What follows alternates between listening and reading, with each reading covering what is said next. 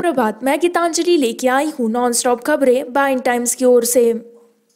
विधान परिषद के लिए उर्मिला मातोंडकर के नाम पर उद्धव ठाकरे लेंगे फैसला। महाराष्ट्र सरकार द्वारा अभिनेत्री उर्मिला मातोंडकर को विधान परिषद में मनोनीत करने की सिफारिश से जुड़ी अटकलों के बीच शिवसेना नेता संजय राउत ने शुक्रवार को कहा कि इस पर मुख्यमंत्री उद्धव ठाकरे निर्णय लेंगे। राज्यपाल कोटे से 12 उम्मीदवारों को राज्य की विधान परिषद में मनोनीत किया जाना है। इस पर महाराष्ट्र मंत्रिमंडल ने राज्यपाल को उम्मीदवारों के नाम भेजने पर चर्चा की है, जिसके एक दिन बाद राउत का यह बयान आया है। राउत ने पत्रकारों से कहा, मैंने भी इन अटकलों के बारे में सुना है कि सरकार मातोंडकर को परिषद के लिए मनोनीत करेगी। ये राज्य के मंत्रिमंडल का विशेष अधिकार है। मुख्यमंत्री उद्धव ठाकरे इस पर फैसला लेने के लिए अधिकृत है। महाराष्ट्र की विधान परिषद की 12 सीटें इस साल जून में खाली हुई है। संविधान के अनुच्छेद 171 के तहत राज्यपाल साहित्य, कला, विज्ञान, सरकारी आंदोलन और समाज सेवा से जुड़ी 12 हस्तियों को राज्य की विधान परिषद के लिए मनोनीत कर सकते हैं। कमलनाथ पर चला चुनाव आयोग का चाबुक, स्टार प्रचारकों की लिस्ट से नाम हटाया। मध्य प्रदेश के पूर्व मुख्यमंत्री और कांग्रेस के वरिष्ठ नेता कमलनाथ पर चुनाव आयोग ने कार्रवाई की है। आयोग ने कमलनाथ का नाम स्टार प्रचारकों से हटा दिया है। आदर्श आचार संहिता के बार उल्लंघन पर चुनाव आयोग ने कार्रवाई की है। हालांकि कमलनाथ मध्य प्रदेश उपचुनाव में प्रचार कर सकेंगे, लेकिन खर्चा पार्टी नहीं प्रत्याशी देगा। चुनाव आयोग ने अपने आदेश में कहा कि कमलनाथ के खिलाफ आचार संहिता के उल्लंघन की शिकायतें लगातार आ रही थी।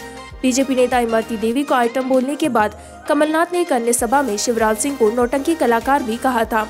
आयोग ने मध्य प्रदेश के सीईओ की रिपोर्ट के आधार पर कमलनाथ को आचार संहिता के उल्लंघन का दोषी माना।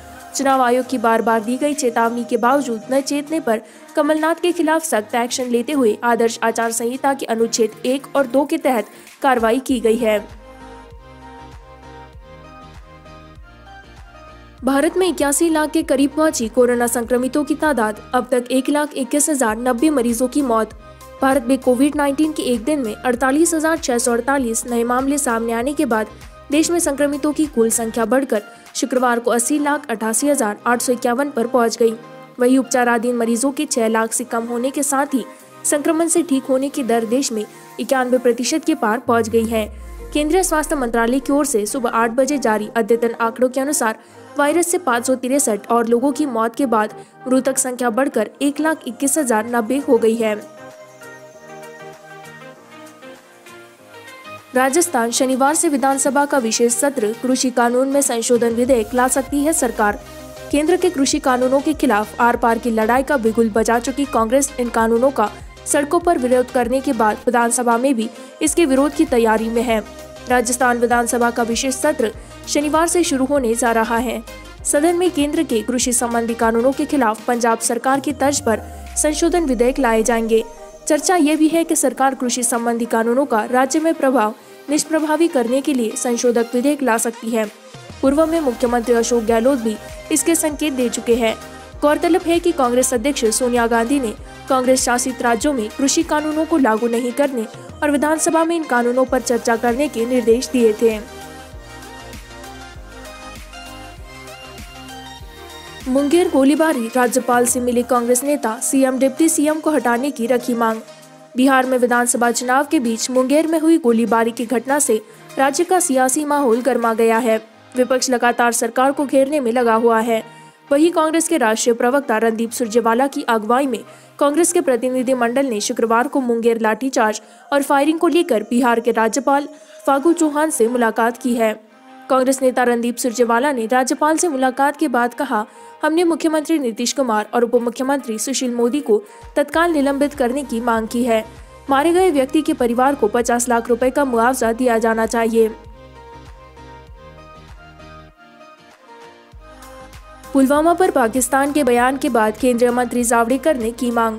पाकिस्तान के मंत्री फवाद चौधरी ने पिछले साल पुलवामा हमले में अपने देश की भूमिका स्वीकार करने के एक दिन बाद अब केंद्रीय मंत्री प्रकाश जावड़ेकर ने शुक्रवार को कांग्रेस पार्टी पर निशाना साधा है। प्रधानमंत्री इमरान खान की कैबिनेट के विज्ञान और प्रौद्योगिकी मंत्री फवाद चौधरी ने संसद में कहा था कि पाकिस्तान ने भारत में जाकर उनकी ही धरती पर उन्हें पीटा है।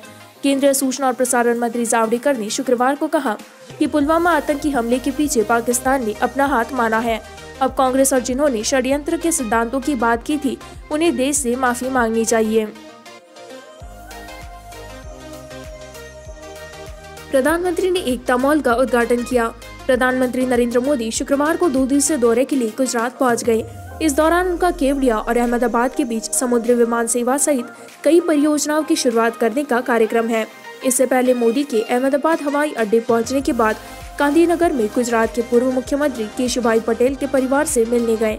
92 वर्षीय पटेल का गुरुवार को सुबह निधन हो गया। वह लंबे समय से बीमार थे। इसके साथ ही पीएम ने दिवंगत महेश भाई और नरेश भाई कनोडिया को श्रद्धांजलि दी। प्रधानमंत्री नरेंद्र मोदी ने नर्मदा जिले के केवड़िया में आरोग्य वन की यात्रा की। पार्क में सैकड़ों औषधीय पौधे और जड़ी बूटियां हैं। यहाँ उनके उपयोग और महत्व के बारे में भी जानकारी प्रदान की जाती है।